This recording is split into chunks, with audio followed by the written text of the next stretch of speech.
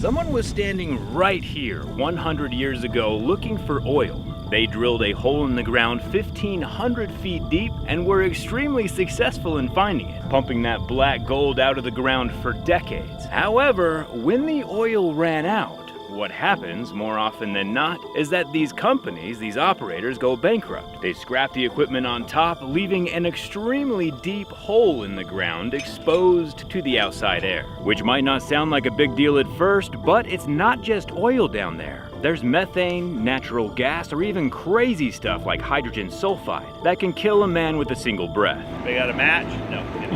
That was a joke for legal reasons. Kidding! Which is why I have my handy dandy H2S monitor right next to my breather hole. All those gases are seeping out right now as we speak into the very air we breathe. Every hour of every day of every year for decades. And it's not just this one which is leaking, or these ones which are leaking.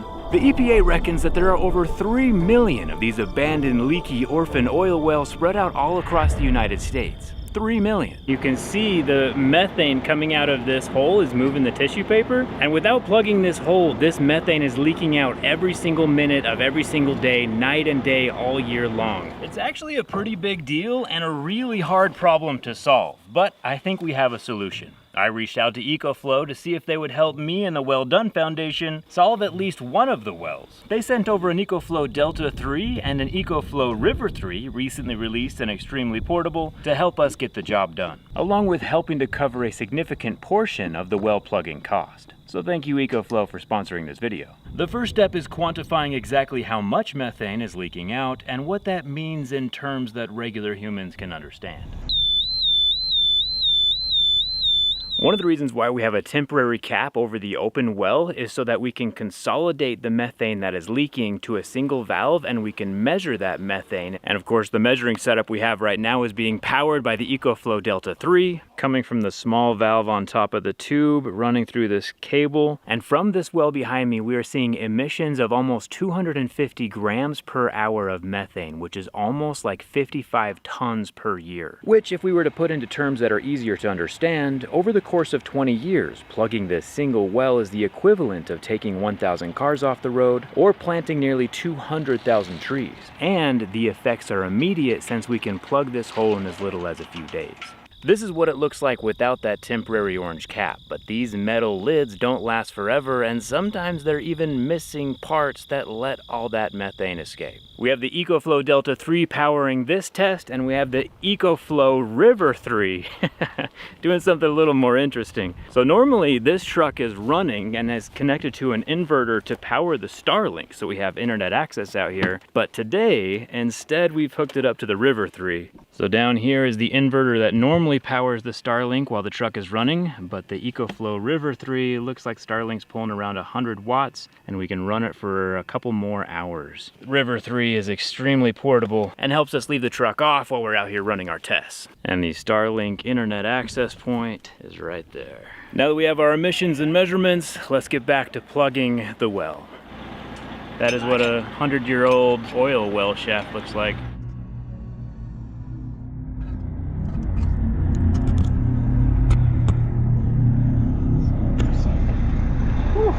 That definitely needs plugging. To keep the gas from leaking out of the well permanently, we can't just start shoveling in dirt and hope to fix the problem. Dirt is permeable and will still let the gas escape, albeit just a little more slowly. The plug has to be non-permeable cement, just like the rock that was there before. And we have to pump that cement all the way to the bottom of the shaft first, so there's no chance of gaps, cracks, or air pockets forming that could compromise the plug, since gas has a way of seeping through even the tiniest of fissures. These 30-foot sticks of metal tube going into the shaft are that straw that will help us get the concrete to the bottom.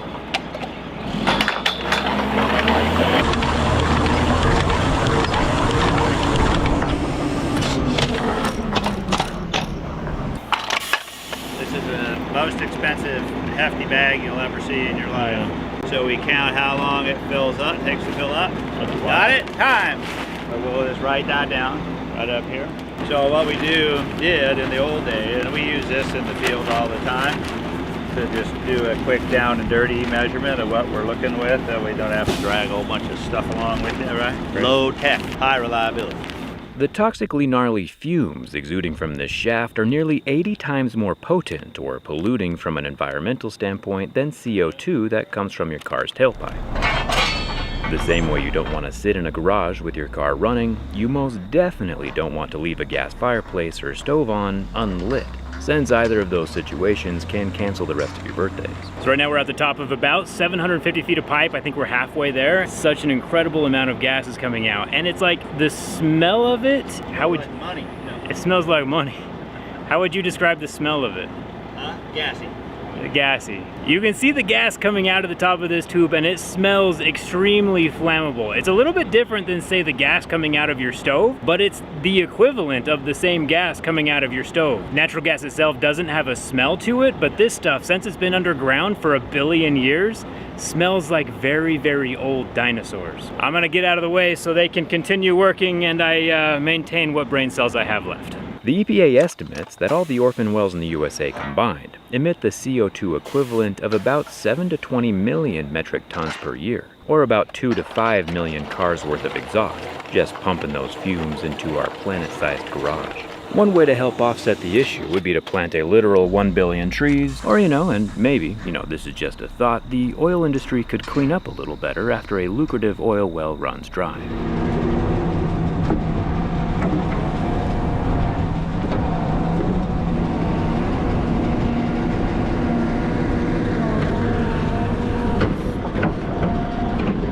We got lucky with this particular orphan well that there were no obstructions all the way down to the very bottom. However, we do have to clean it out before the cement can arrive, and we do this with 3,000 gallons worth of water, pumping it into the same straw we installed earlier, like a brontosaurus-sized enema. Any oil residue collects on top of the water and gets ejected out into the little swimming pool that we dug earlier.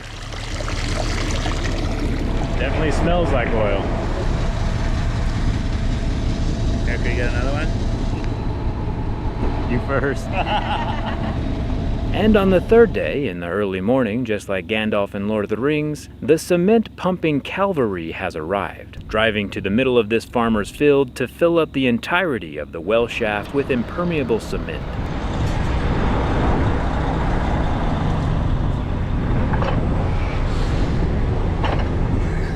It requires 3 semi-trucks. The truck with the blue cab is holding a bunch of water, and the truck with the white cab is holding a bunch of powdered cement. Both ingredients get pumped to the middle truck, which adds some calcium chloride, an accelerant for curing, and pumps it deep into the hole using the straw that we set in earlier. Since we have that straw poking down into the well, we're able to pump the concrete from the bottom up, and it will displace all the water that we put in there earlier, all of it flowing out to this containment pond that we dug with the excavator. The containment pond will make the oily water easier to clean up because it's consolidating to one spot. We have to pour the concrete in segments, so the bottom plug dries first before we can add the rest of it. And while we're waiting for that to dry, let me show you the EcoFlow Delta 3. Having power out here in the middle of nowhere without needing to run a generator has been awesome. The larger EcoFlow Delta 3 Plus has 6 AC outlets on the front and 4 USB ports, with a 1024 watt-hour capacity and 18,000 watt output ability, just like a normal wall outlet that you would find in your house. With X-Boost enabled, it can hit 2,200 watts with brief surges up to 3,600 if an appliance has a hard start or needs lots of juice to ramp up. And not that it matters a whole lot out here in the middle of nowhere, but it is super nice that it's quiet. This Delta 3 Plus can charge from 0 to 100% in 56 minutes from a normal wall outlet, or you can hook it up to 1,000 watts worth of solar panels and charge up from the sun. We're out here using the Delta 3 Plus on the oil fields, but if you're planning on using it at home, on the app, you can put it into something called time of use mode, where it charges up at night when the energy is cheap and runs your appliances during the day when energy is expensive. It can fully charge and discharge 4,000 times while still maintaining 80% of its battery capacity. The Delta 3 Plus can be expanded with an extra battery pack and be used as a UPS, an uninterrupted power supply with a 10 millisecond response time. The River 3 is designed to be much more portable. It's definitely the most cost-effective entry-level power station while still being extremely durable, IP54 water resistant and surviving drops up to 4.9 feet. It has a much smaller 300 watt output, 600 with the X-Boost, which is still plenty for Starlink, lights, fans, or air pumps. It also has the same UPS auto switch ability as the Delta 3 for small servers, computers, or security cameras. With a total capacity of 245 watt-hours, it can charge with a 100-watt solar panel in about 2.5 hours, or from a wall plug in about 60 minutes. The River 3 has 2 AC outlets, 3 USB ports. If you want to pick up either of these, I'll leave a link down in the description. If they can survive plugging an oil well in Montana, I'm pretty sure they'll survive your camping trip. Now that the bottom plug has had a few hours to dry, let's get the rest of the cement down into the well. We've put in about 2,000 pounds worth of cement already, but we have another 6,500 pounds to go. This well has been drilled extremely deep and might be why it's leaking so much methane, or was leaking so much methane, since the concrete is gonna stop it. The cement is very viscous to flow down into the tube before it hardens, and we don't add aggregate. We want this to be as smooth as a milkshake, filling up every possible nook and cranny so that no gas can escape. Voids are something we're trying to avoid. You might be like, hey Jerry, why aren't we capturing that methane so I can scramble my eggs on my gas stove in the morning? And the answer is, even though it's leaking, there's just not enough of that gas seeping out to be economically viable. Infrastructure here is built for oil, not gas. And this well has been sitting orphaned, open to the taking for 3 decades now.